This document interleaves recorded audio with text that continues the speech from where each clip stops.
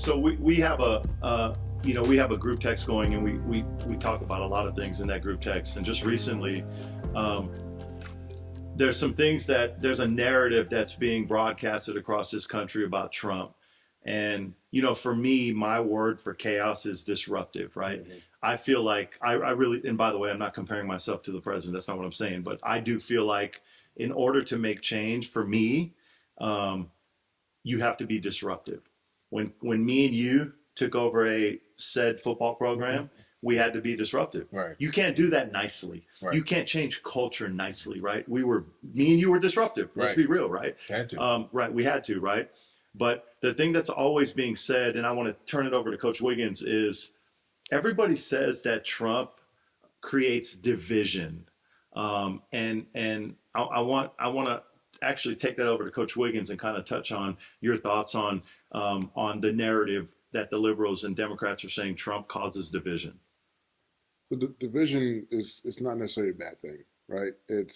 Christ spoke about it in Luke 12. Um, he talked about he didn't come to bring peace, but he came to bring division. Let me start.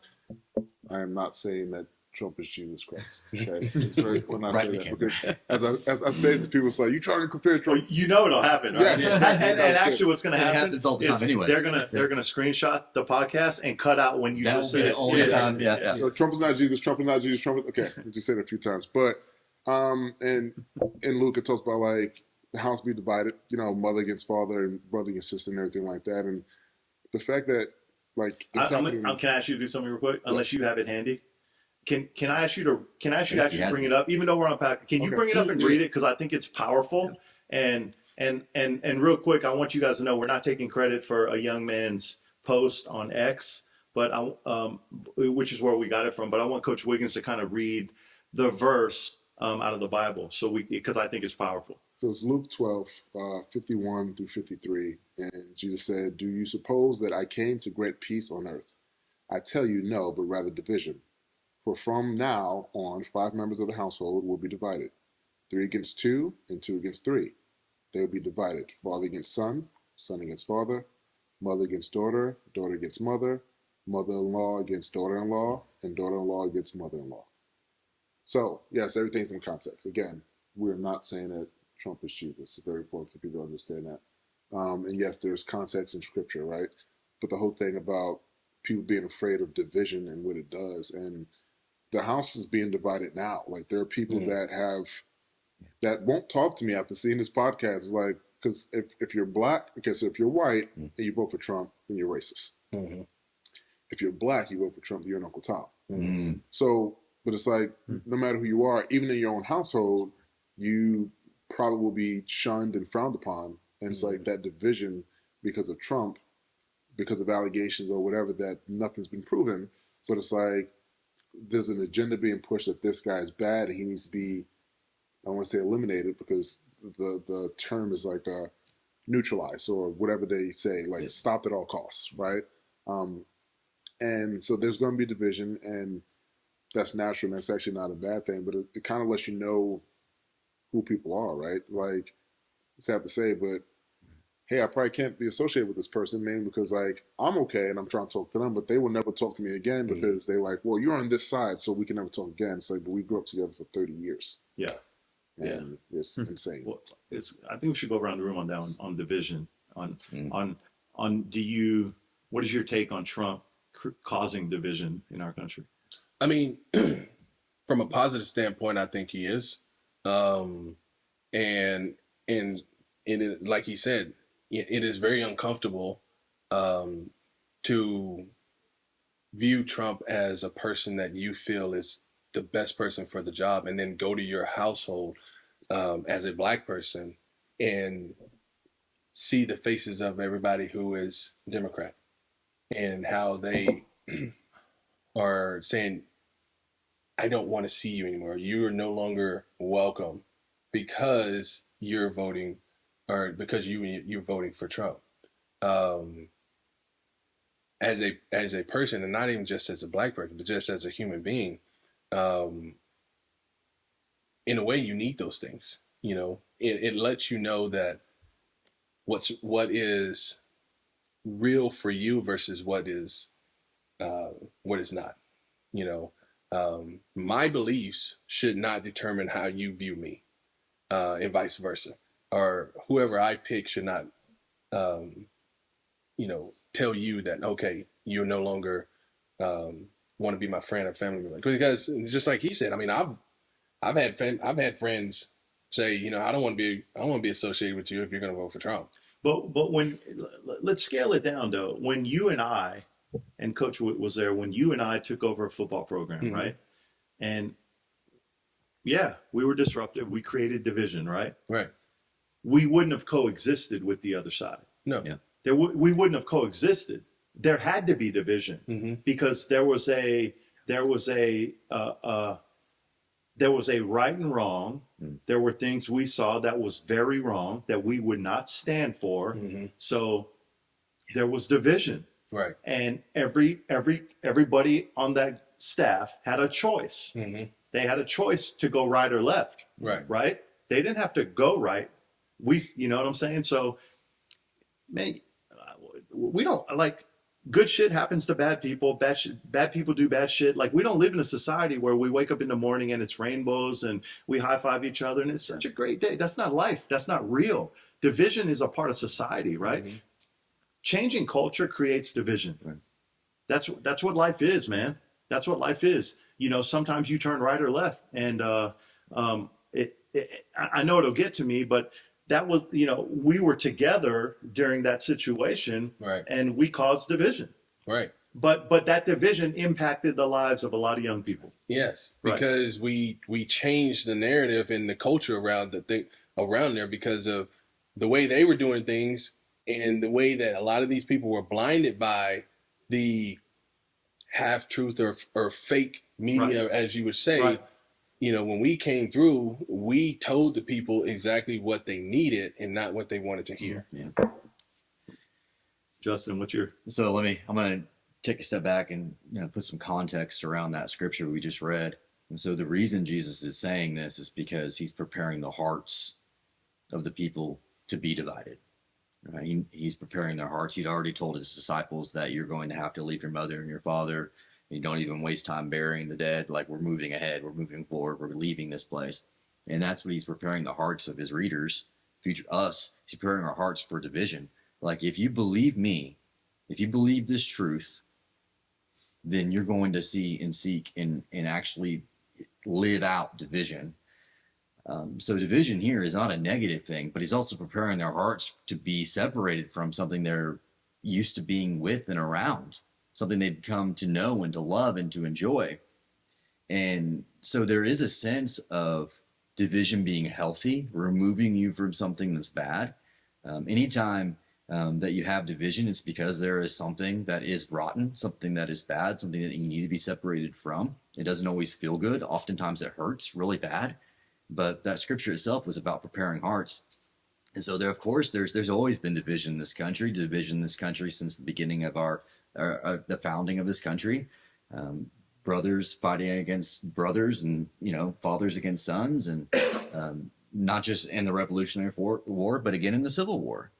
So we've always had those types of issues in this country, and we're experiencing another growing pain at this point in our country, and we really are at a turning point. We're at a breaking point. We're at this place where we're going to go one way or the other. 4 more years of what we're currently doing, we're going to be headed even further into a socialist and a communist and down a rabbit hole that we're not coming out of, right? We cannot stop this train if we keep going this direction. I can't imagine stopping this train if we keep going this direction. However, if we go through some pain right now and are willing to make tough decisions right now, we can stop it. And I think that's why you're seeing these polls that are coming out right now, where you're seeing Trump even or winning, like we talked about the Teamsters polls. Like, you're seeing him winning in places where no Republican has ever won before in the early polls. You're seeing that because people are willing to make the tough decision. We may not like him, but we're going to vote for him. You don't usually hear that. I don't like the guy, but I'm going to vote for him. I can't handle 4 more years of this. Well, I mean, that's the mindset right now. Yeah. So Coach makes a really good point to be a disruptor, to be a ruckus maker creates division, right? And so it's you're looking at a side of high morals, ethics, hard work, high work rate Right. versus laziness, enabled, entitled. Mhm. So that's the division you're looking at. Not necessarily with Trump, but just in sports and athletics, Sure. like as a coach, Mm-hmm. right? You want to create that division. Here's where I stand. Are you with me or are you against me? And so if I take that to politics and you got President Trump, most of us probably thought that politics was corrupt for a very long time, but we didn't know what's going on really. Right. But when President Trump came about, and he was a politician, but he ran because he loved his country, saw where his country was going, he brought out some more things, quote unquote, corruption to light. And so for me, it actually validated what I kind of thought. I was like, man, it's been corrupt for a while, but now I'm starting to see the light. And then you think about America first. Well, it's the truth. America first. If we can't take care of ourselves, we can't take care of nobody. Just like you're How can you succeed at right. Yeah. That's exactly right. And so for me, I've always, when Trump said he's going to run the first time, I was behind him. 2020, behind him. 2024, behind him. I didn't care about anyone saying anything to me when I wore my red MAGA hat or my Trump wig. I don't care. Dude, that's who I support.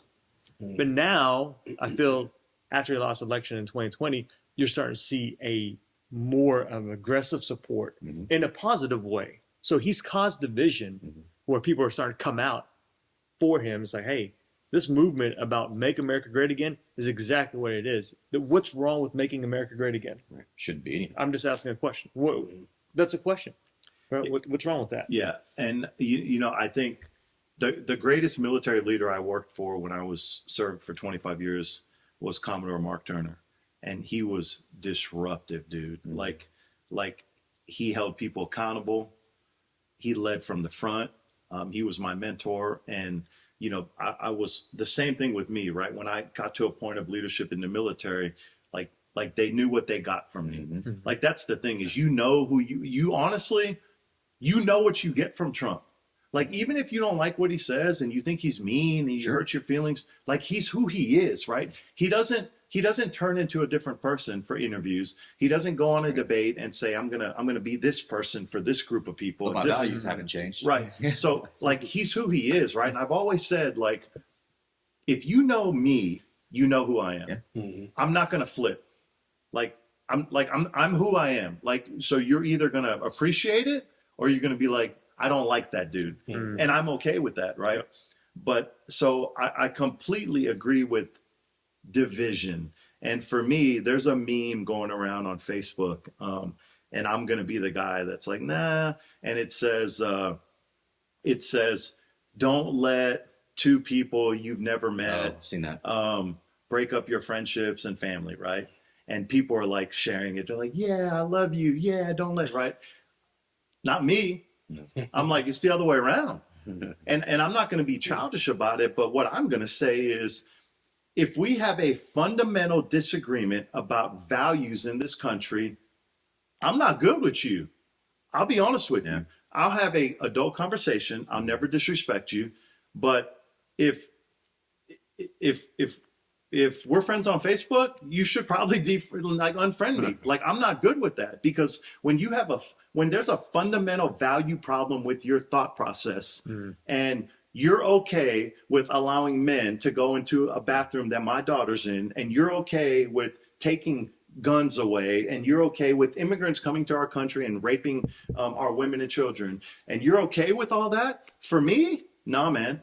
I'm the other way around. I'm like, if that's your belief system, I can't fuck with you. And that's the honest truth. I don't live in this box where it's like, you think so much different than me and you're okay with that happening to my daughter, but we can still be friends. No, No, man, we can't. no.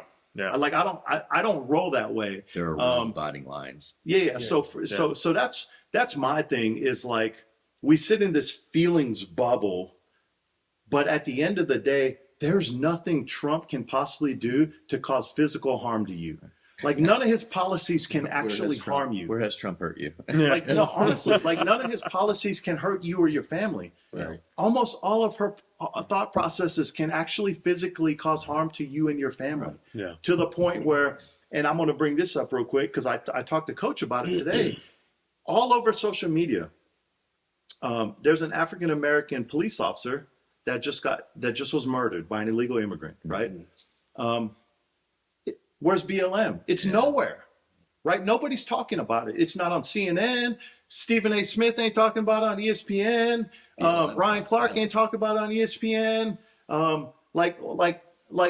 If that's not an exact definition of causing divisiveness through the white and black community through the media, then what is? Like, if that would have been a white man, it would have been all over the news, right? But that was an illegal immigrant, and it doesn't support the narrative. So let's not talk about it, right? Yeah. And so, yeah, I mean, it's just it just doesn't make sense to me. But if our value system is not the same, and our standards are not the same, and then I'm good. Like, you can cancel me, you know.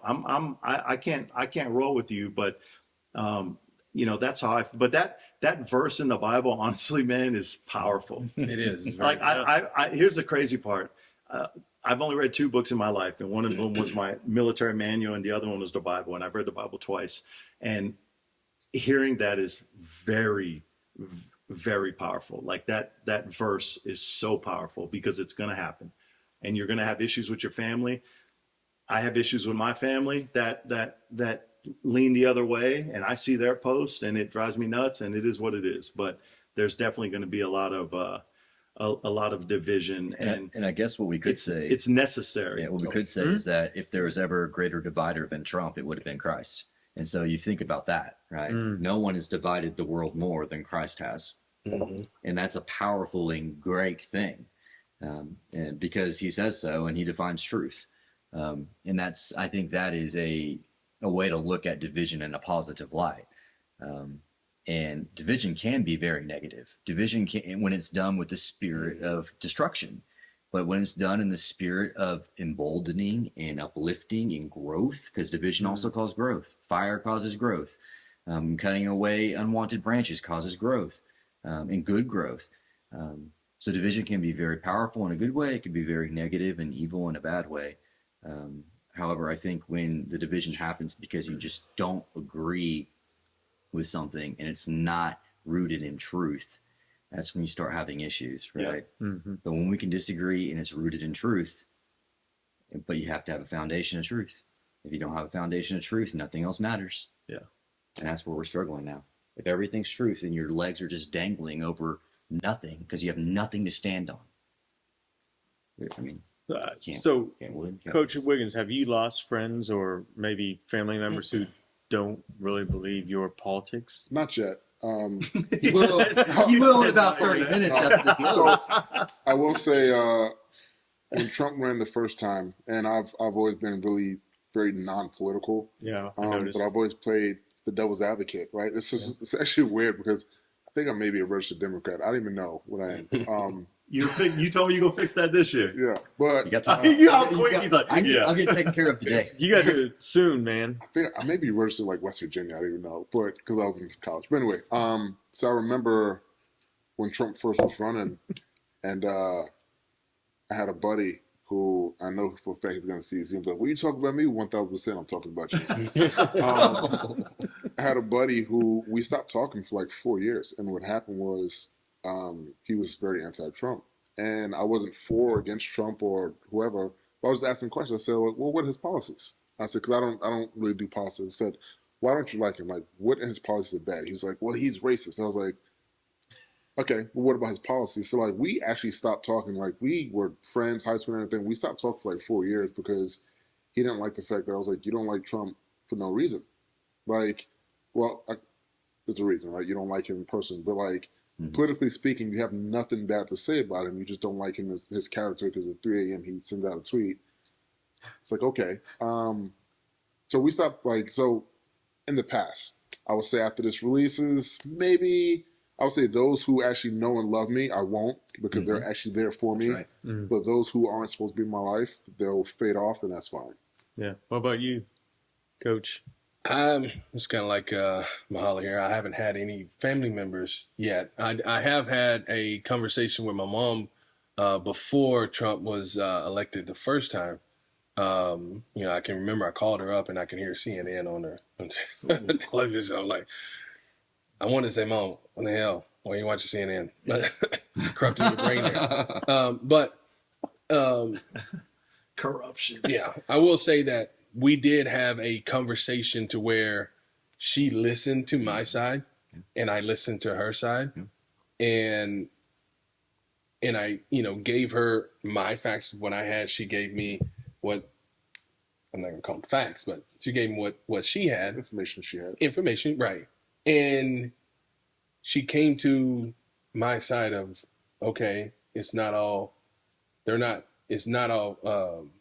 of what they're saying about Trump. When she actually took the time to understand it. And I think, I'm not 100% sure, but she's kind of going over to the Republican side. But I have not had the conversations with my two sisters or my brother.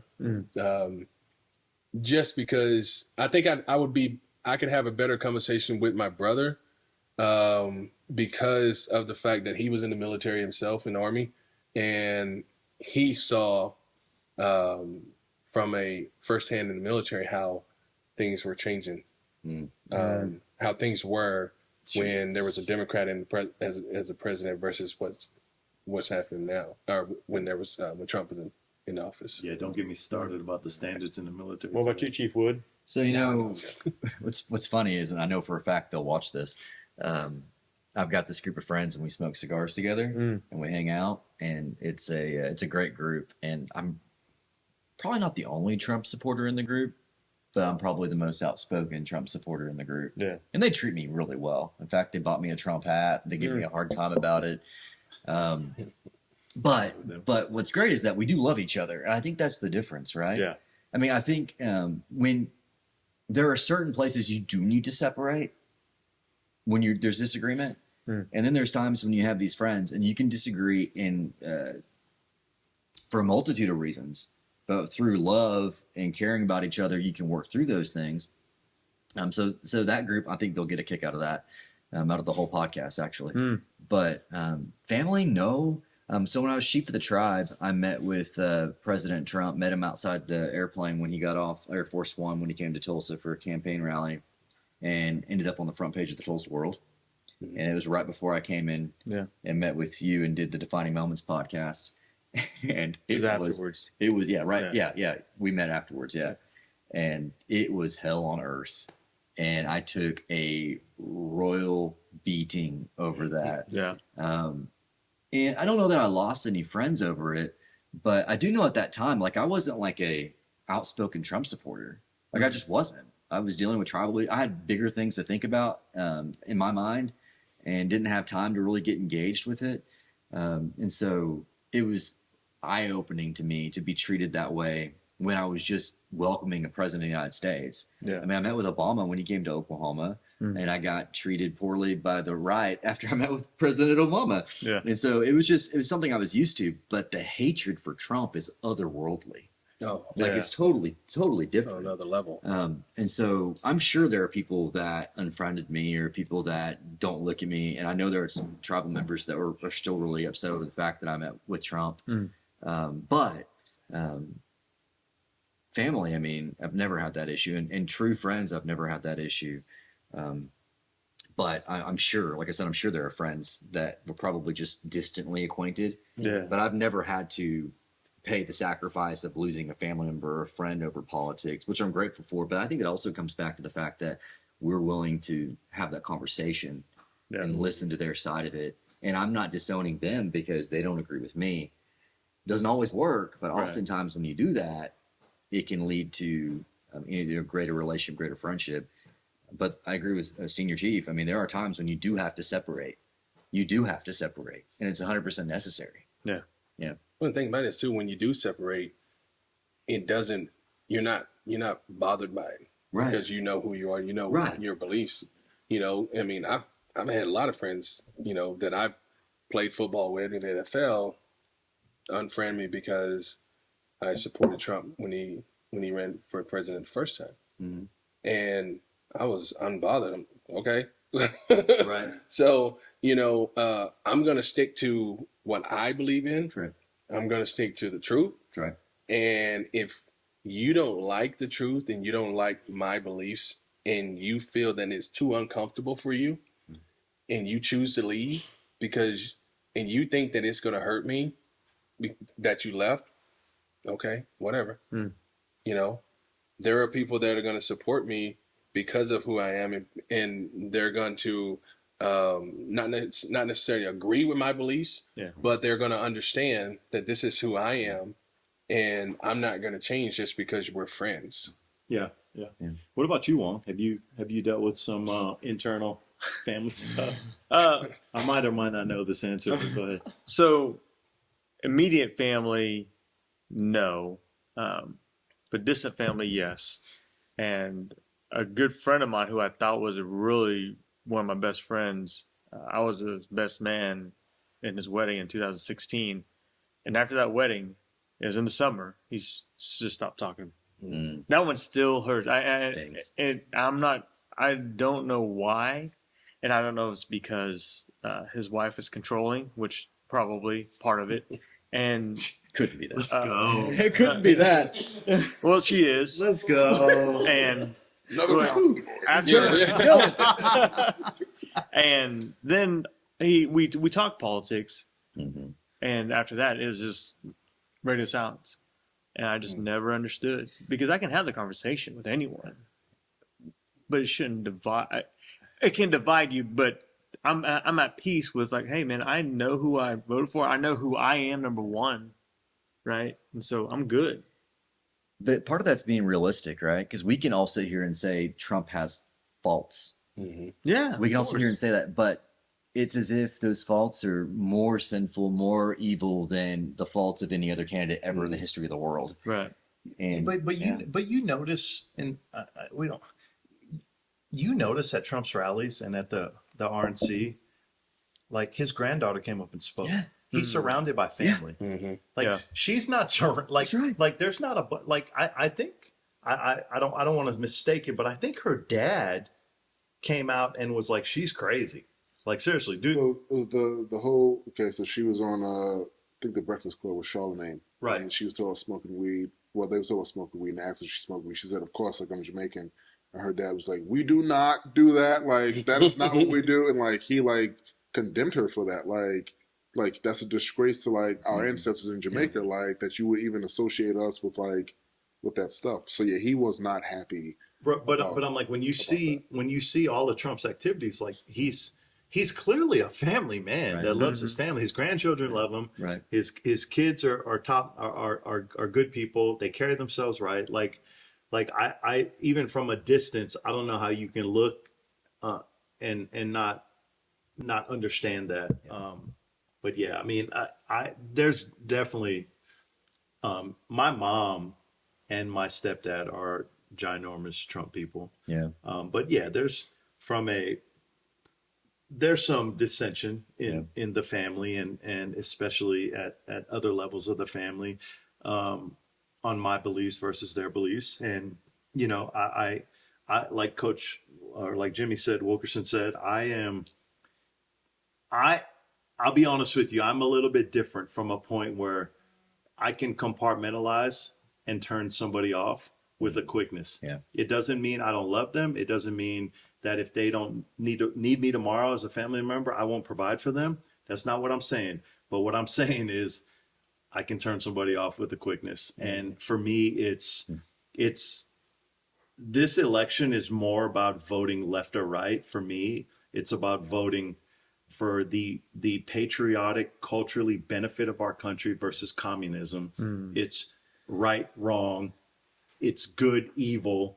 It's harm versus no. Like it's honestly, for me, it's bigger than just a right left election. Mm-hmm. And I will take a stance on if your values and standards are so far to this side that you're allowing all that in your then I'm gonna have to turn you off, man. That's the honest It is. truth. It's a true breaking point election. Well, yeah, can I like jump in and Yeah. just point out on that we were talking about more than left right. It is communist versus basically American liberty.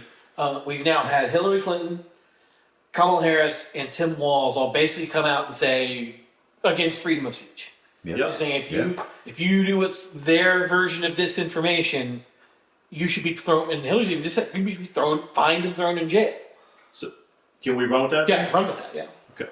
See you, Patrick, the director. Wait, so are you in this video too? Because that was great. That was great. I was Yeah, thinking the same thing. You You might actually, be I should have canceled. another mic over here. Censorship, right, and freedom Yeah. of speech. Wonderful. Something that Patrick Kirk just talked about, and it's glaring that Hillary Clinton and Kamala Harris and Waltz have come out and basically said it's okay to censor freedom of speech, right? And I'm gonna give you honestly a quick example, and I would pull out my phone and show you, but I use this as an example, and because I have an issue with Zuckerberg and Facebook and the censorship of Facebook, right? Not everybody in my family does. Some people think he's a hero, and I'm like, I don't get it. But the point is, I showed Shelly. I did 3 posts yesterday morning. Okay, I did a post of a picture of like Shelly and I in the house. I did a post of me in football, and I did a post that talked about. It basically talked about the country, where the country's leaning, and it was a quote or something like that. They all went out at the same time on Facebook. The other 2 within 4 hours had like 120 likes. This one had 2. Yeah. Right. Yeah. And there's glaring censorship in this country. The media, social media. I mean, Zuckerberg has come out recently with a letter that basically said, yes, the Democrats asked me to censor information on Facebook, right? Why he hasn't been held accountable yet, I don't know. But yeah, there's a clear censorship in this country where we're eliminating voices and we're not allowing people to engage in their freedoms of speech. And I think that's a great topic. And let's move to the right here, Wong. What are your thoughts? Oh, by the whole censorship.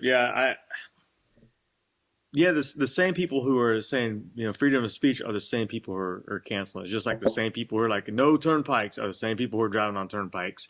It's no difference, right? It happens in Norman, Oklahoma. People are like, oh, no, say no to OTA. Well, dude, motherfuckers, you're probably driving down in the San Rayburn Tollway in Dallas, Texas, going to outlet malls or some sporting event in Frisco. I guarantee that happens. So, if you want to go full throttle, but don't make it where it's good for you and it's not good for someone else. So, I mean, what's more foundational to our freedom and to our liberty than the First Amendment? I mean, the fact that we can't truly speak our mind, to truly utilize the platforms that are provided to us because one entity says we can't, and they control all of it. Right. All of it. I mean, praise the Lord that Elon Musk took over Twitter. yeah. It is the one place on this planet where you and I can say what we think, for the most part, Yeah. and not be censored for it. Actually, Twitter also fact checks. Yes. Like they won't even let you post fake. Like they'll fact check it. And so I think it's a fair place to be able to. Huh? You can say fake Yeah, news. fake news. Fake news, yeah. I mean, what's more fundamental to who we are as a people than being able to speak out against tyranny? Yeah. And instead of being censored by tyranny and by tyrants. And that's what we're talking about here. There's a tyrant that says you can't speak unless you say exactly what you tell you can say.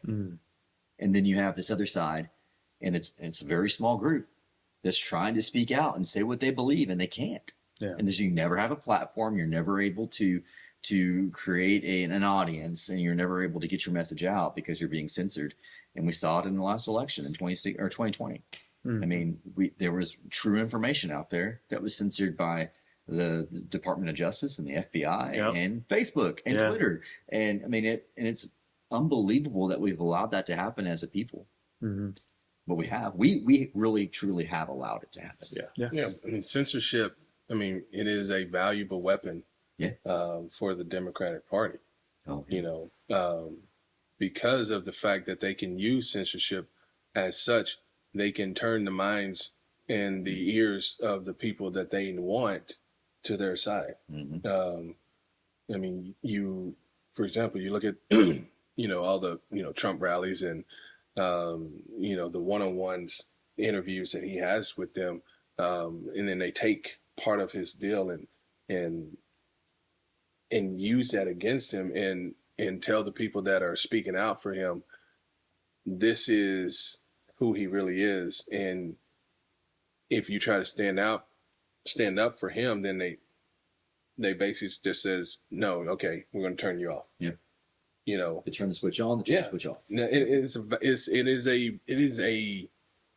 a dangerous, it could be a dangerous weapon because,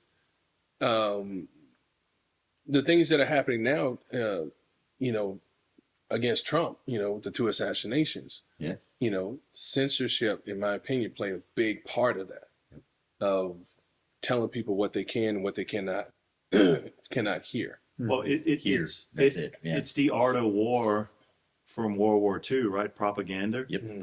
Propaganda and Hitler, right? And it's funny because people make comments like they compare Trump to Hitler, Right. Mhm. and I'm like, that's No. ridiculous. No, flip that around. It's the other way around. Yeah. Like the controlling of the media and propaganda and censorship and the control of society is actually completely Democrat on the left. It's Yeah. and if you can't see it through your own eyes, then you are not looking That's right. because it is. They're not even faking it anymore. Like No. they're coming right out. So like transparent. Patrick alluded to, you know, Hillary Clinton, Kamala Harris, and Tim Walz came right out and said like you should not have complete freedom of speech. Like it's, it's complete playbook from World War II and propaganda and the things they used back in that day, Coach. Well, I was thinking back to the Don Lemon and Elon Musk interview. Yeah. And he was essentially saying, so you're against freedom of speech, you're for censorship. He's like, you're so for censorship, like it's pouring through you, like you're so excited about, and that's what Elon said to Don. But so the whole thing. What did is- Don say though? I don't. he didn't really know how to respond. He said, no, I'm for freedom of speech. He was like, so on Twitter you can, and Elon Musk essentially was like, if it's illegal, we won't air it. But if it's legal, you can say whatever you want. So Don said, it's like, so you're okay with like pedophiles and child pornography? He was like, no, that's illegal. It's illegal. That's illegal. Like, you can't talk about that stuff. But he was trying to trap him. That's But right. so the thing is, and Elon, he had a really good quote, and I don't remember what it was. I don't want to butcher it, but essentially what he was saying was, freedom of speech is only free if it doesn't like aggravate the other person. So like, if you and I are talking, I can say whatever I want, but if I say something that offends you, then you can't say that anymore. Right. And it's like freedom of speech. Talk about COVID, right? There was so much information out there of like, this is not that it wasn't a real virus, but like this can help and this and that. But like, we couldn't discuss that because it impacted big pharma or whatever it may have Right, impacted. sure. So it's like we can't discuss these things because it's going to affect other people. So freedom of speech, because it became dangerous. So freedom of speech was limited. What the Democratic Party does, talking like a politician now. The Democratic Party does is it's more than just freedom of speech. It's like, okay, hey, we're going to make you dependent on us, right? We're going to give you these stimulus checks and this or whatever it may be, right? Just give an example, stimulus checks. And as we keep doing these things, you become dependent on us. Mhm. And now we can take your civil liberties, we can take your liberties away, and we'll keep giving you these things, and we're going to slowly keep taking things away and keep, it's like, okay, well, you can take that away, that's fine, but just give me more money. Yeah. That's fine, you can take that away, but just give me more money. And I was talking to Wong in the car about someone who was on Section 8 and who didn't want to accept a better job because they would have lost their Section 8 benefits. And it's like, how dependent can you be? Yeah. And it's like, you have an opportunity to better your life, but instead, you're like, but the government's going to help me if I stay here. So I'd rather stay here and keep being fed And your kids pieces of cheese, right, in my little cage and not progress in life. Yeah. And so it's like the whole freedom of speech. It's we keep giving you things, we slowly take away your liberties, and you don't even notice it. Kind of like the analogy of the frog in the water. You put the frog in the water, you slowly turn the heat up and it starts to boil. If you put them in hot water, they're going to jump out. But if it's in the water and it starts off kind of warm and you slowly turn it up, it's going to boil alive and not even realize it. And that's what's happening right now. Democratic Party just keeps slowly throwing things and slowly take things away, and people don't even realize that they don't have the And same that rights that frog they used to saying, have. this feels good. Yeah. That's a great analogy, to be honest with you. Yes. That's a great analogy. I haven't heard it mentioned that way. I had a kid in the classroom today talking about liberty and rights. And he said, what's the difference between liberty and rights? And I said, well, liberty gives birth to rights. I mean, you don't have rights outside of liberty, and these rights are created through liberty. And we have a right to free speech. We have a right to assemble. We have a right to protest. We have a right to free religion. And we have these rights that are birthed out of liberty. But you start taking away those rights one by one, you eventually take away liberty. Yep. And that's the direction we're headed right now. And so when you say this is an important election, it is an important election. It's so important that you're talking about the difference between patriotism and communism. What is less free than communism? Yeah, no doubt, no doubt. I remember there was on Twitter somebody tweeted something. They did an interview in downtown New York actually with a Chinese couple that were American citizens now, and they interviewed them and they were talking about how they're going to vote for Trump, and they asked them why, and they said because we have seen communism, and what's happening now is communism. Yeah. And where we come from, we see it every day, and this is what we see in this country now. And it was very powerful and compelling. And I remember when I was in 6th grade, my mom took me back to Vietnam, and it was still in the brink of communism versus figuring it out. And I remember because we had to go through a bunch of visa processes, a ton. And when we got there, we had to go through different lines and all this kind of stuff. And the Vietnamese culture used to they would call me Ling So, which I probably butchered it, the twang of it, but which meant Russian.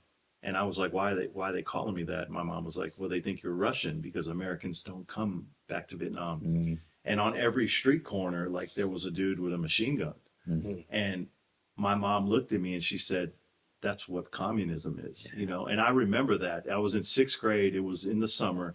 Every summer, my mom took me back home to Vietnam because she wanted me to see where my birthright was. And I got at that young age, I got to see communism.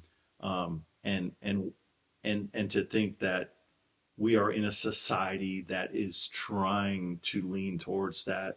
And there are those that don't see it when it's blatantly in front of you. So you would say that communism really is a lack of freedom, a lack of liberty. Absolutely a lack of freedom and liberty. Yeah. And when there are military, you know, when we get to the point where military men are standing on the street corners, making sure that we go into the right stores and make the right turns, that's completely controlling, right? And unfortunately, when you see communism, you know when you see it again, right? And I'm not comparing me to that Chinese couple, but I do remember it to this day. And I remember that Vietnamese term Ling So, which means Russian in Vietnamese. Yeah, it's true. And your mom, obviously, she can attest as to my parents, and I hear it all the time from them. Not because they're screaming at me, but they're just so frustrated with what's been going on. And they started seeing it since probably 2008, 2010, when they were like, man, this is getting more prevalent. And when you hear it, and my 21-year-old nephew, he's pretty liberal. And usually, you know, parents or grandparents don't talk about it, but my parents are full on throttle. They don't care. They will openly talk about Trump. They will openly talk about communism, how bad it is.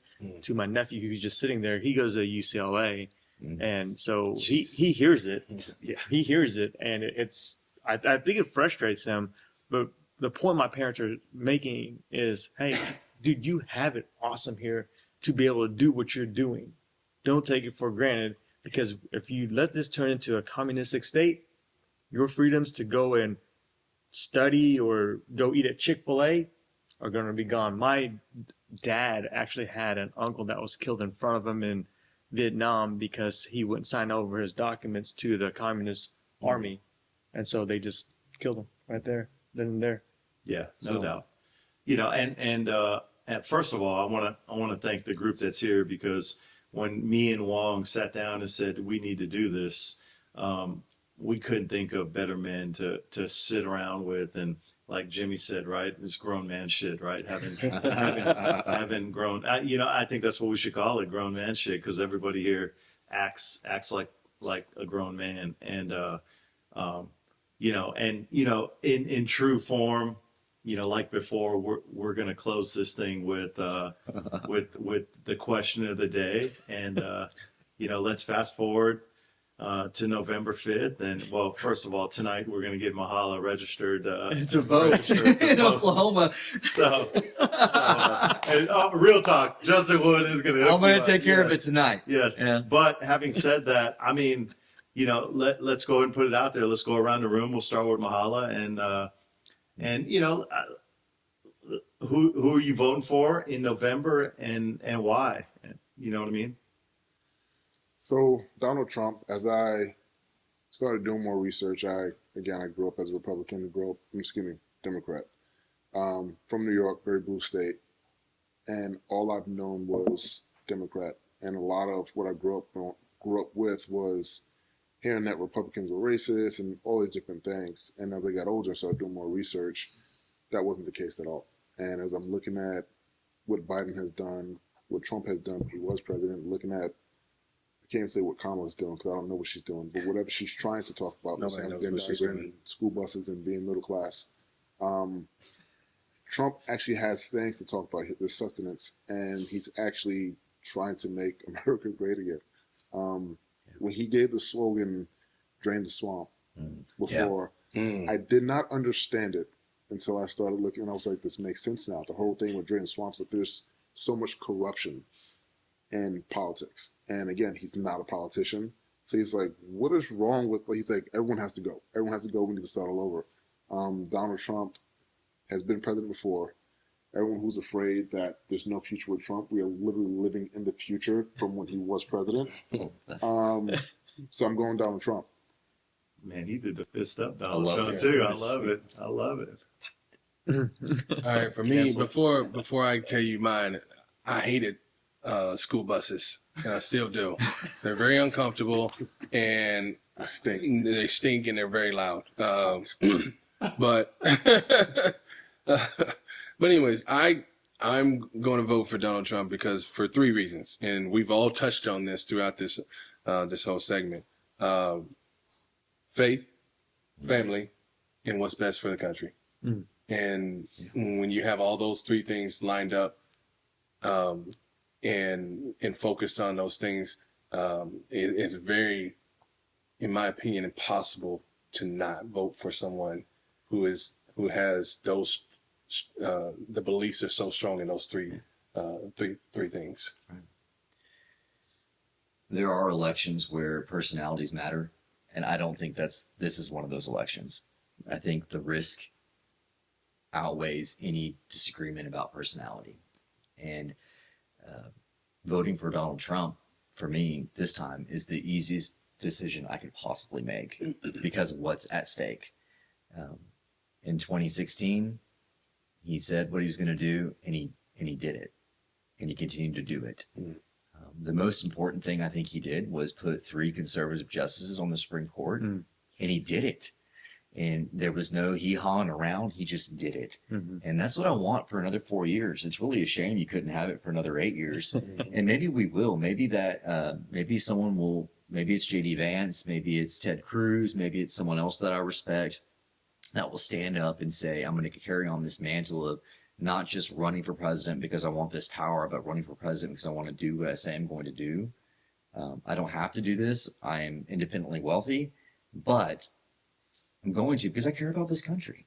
And I think this is an election where personalities don't matter. You vote for what's best for America, regardless of how you feel about the individual.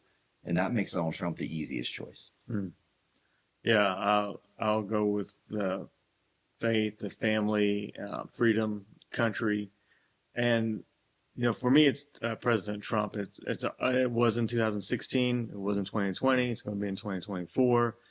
Leave men out of women's sports, period, out of public bathrooms, restrooms, whatever you want to call it.